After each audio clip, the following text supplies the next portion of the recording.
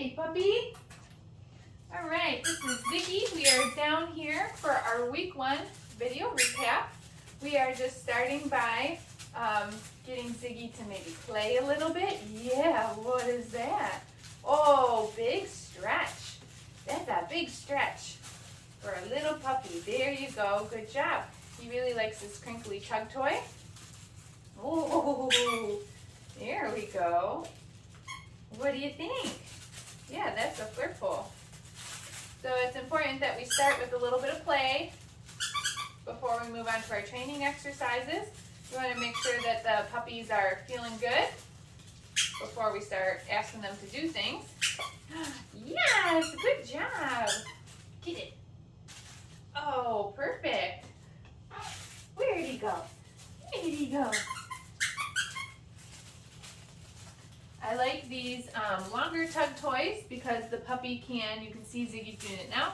See how he's biting at one end and I'm holding onto it with the other. So because it's so long, much less of a chance that the puppy is going to practice biting at me accidentally. Good job. So just one of the strategic ways that we can play with our pups to help prevent and manage puppy melding and biting. At some point, the puppies usually get interested in my shoelaces. He did for a second there, but then moved on. We also have the flirt pole down here that some of the puppies really like. They can kind of chase the toy at the end of it.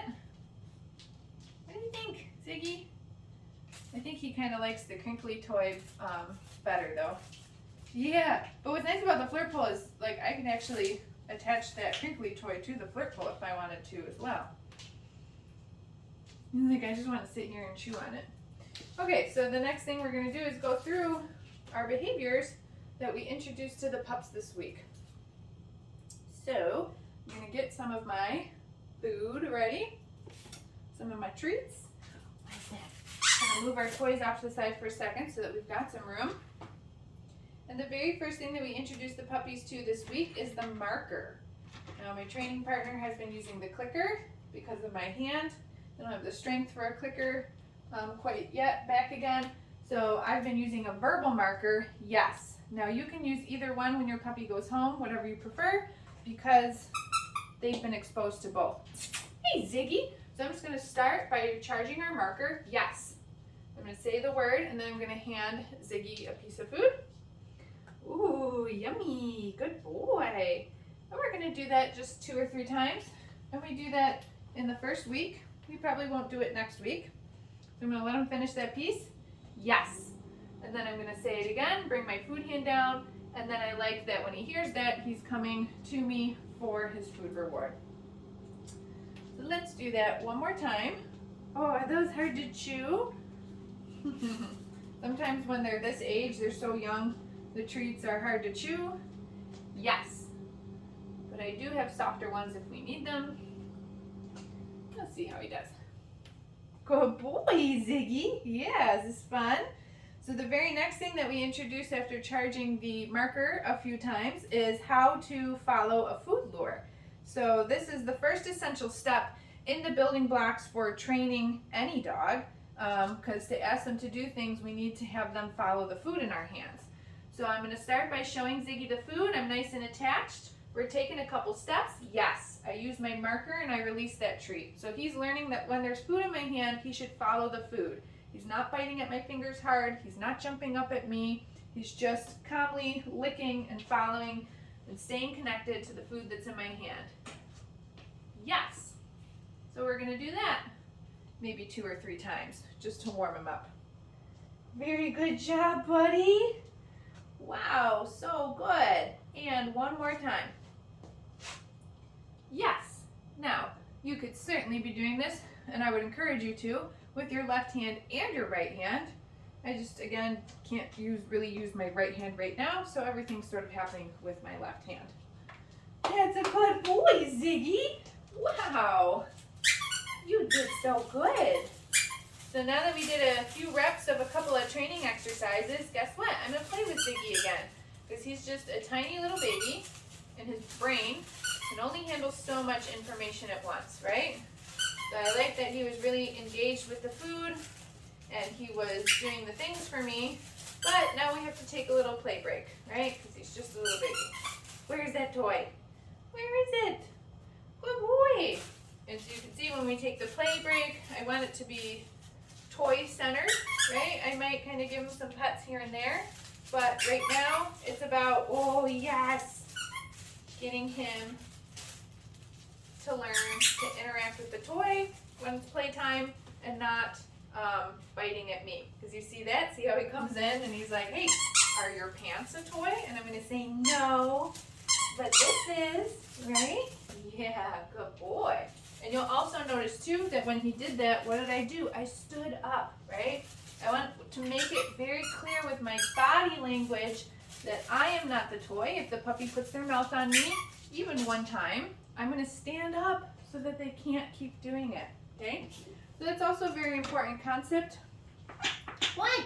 If you have children and kids are interacting with the puppy, if the puppy starts to get feisty or mouthy or bitey with them, they need to stand up, okay?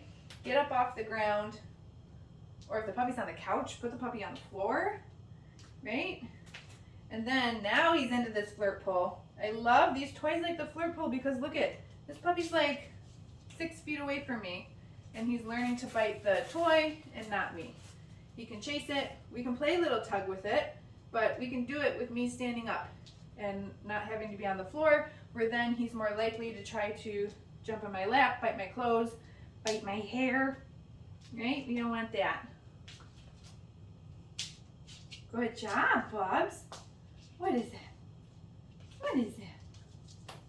Ooh. All right, so after this little play break, now we're going to move on to the next couple of exercises that we did with the pups. I think we're going to do 3 things in a row here. So the very next one is going to be the hand target. Now, you can see how I'm going to start Ziggy on a food lure. So I'm showing him that I've got the food. Good puppy. But this time I'm going to disconnect from him. Touch. Yes. So I pulled my hand a few inches away, and when he reconnected with my hand, that was the marker point. That's when I said yes and released the cookie, okay? He's targeting his nose to my hand. Touch. Yes. Very good job, Ziggy. So that's the hand target. We also introduced this week our first position, which is sit. Yes. Good job. So smart, mister. Let's do that again. Sit. Yes. And my marker point is when the dog's butt is on the ground. One more exercise. We also introduced the mat, which will become a stay type behavior. But for week 1, we just lure the puppies over to the mat. Yes. When they get feet on, we mark that. And we feed them more than 1 cookie.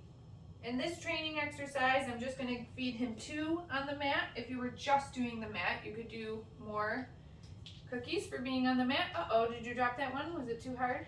Get it. But because we're recapping everything at once, I don't want to feed him so much food for each exercise that he gets full. Yeah, that one turned into crumbs. Good boy, Ziggy. You got it? Was that a hard one?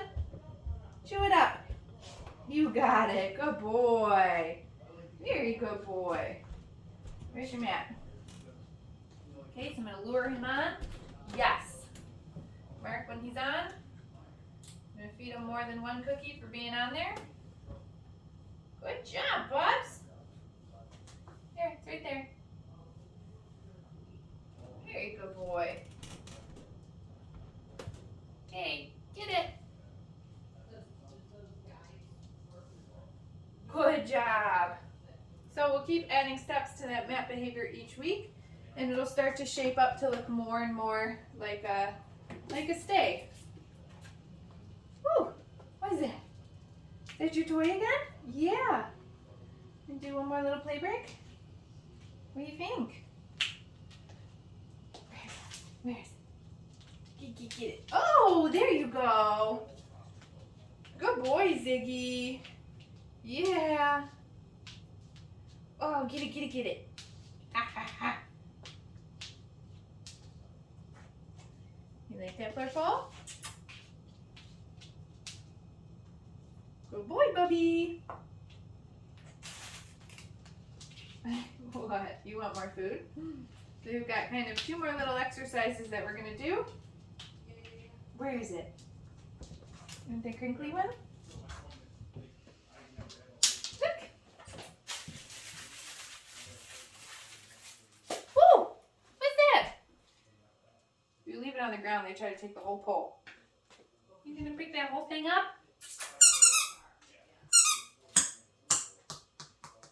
Oh, what's that? Alright, we're going to do our last couple of exercises here. Good boy, Ziggy. So we also introduced a little bit of restraint to these puppies. So I've got a piece of food in my hand. Yes. I bring my other hand underneath his belly. That's my marker point, and then I release the treat that's in the opposite hand. So this is prepping the puppy for how they'll be handled, restrained at groomer and vet visits. I want to make sure that the dog is very comfortable with these things right off the bat because they're going to require, yes, a lifetime of grooming and veterinary care.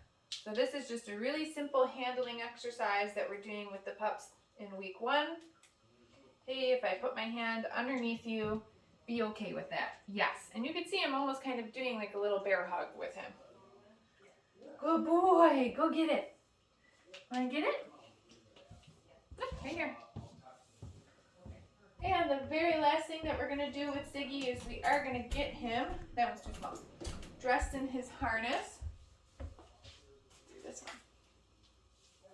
What is that?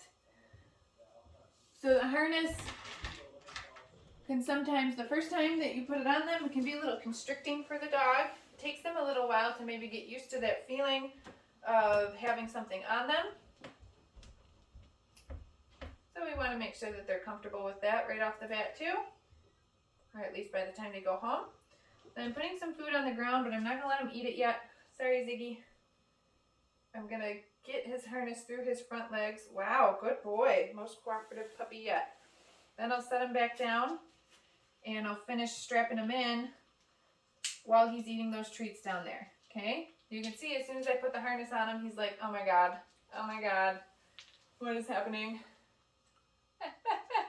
What's on me? But we're going to kind of keep the puppy distracted either with some food or with some toys. Oh my goodness, I know. What? Are you melting? Try some of our softer treats. Are you melting? Yeah. Wow, what is that? Get it. Here it is. It's on the floor.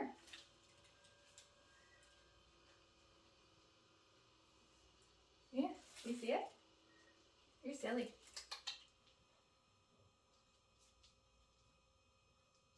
Here you go. I'm trying to put the treats on the floor so that he can go chase them, but he's not finding them. It's right here. It's not in my hand. It's on the floor. Yes, good boy. Good boy. Look, there's another one. Yes. So you're going to play with the toys with the puppy, or if they're not as motivated, if they're more motivated by the food, I can toss some food on the ground. Look, here it is. So I'm doing all of this so that he's not just like having a little temper tantrum about having his harness on. Good boy. And I'm moving the toys or throwing the food on the ground so that he's moving with the harness on and he's learning that he can walk with it just fine. It's not a straitjacket, right? It's not a straitjacket. Good boy. Yeah, I wish someone did this with me when I got my cast on. Good job, puppy. So now you can see you kind of forgot about the harness a little bit. There's your toy. Yeah. And we'll do a little bit more with the harness each week with the puppies to make sure that they're comfortable wearing them once they go home. What's that? Oh, get it. Oh, I just remembered I'm wearing a harness. Oh my God.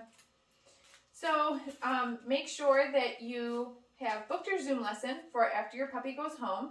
And also be sure to check out the video library. There's more detailed instructional video on how we teach these behaviors. You will have to, be fluent in that for when your puppies go home. You need to keep working on these things at home as well.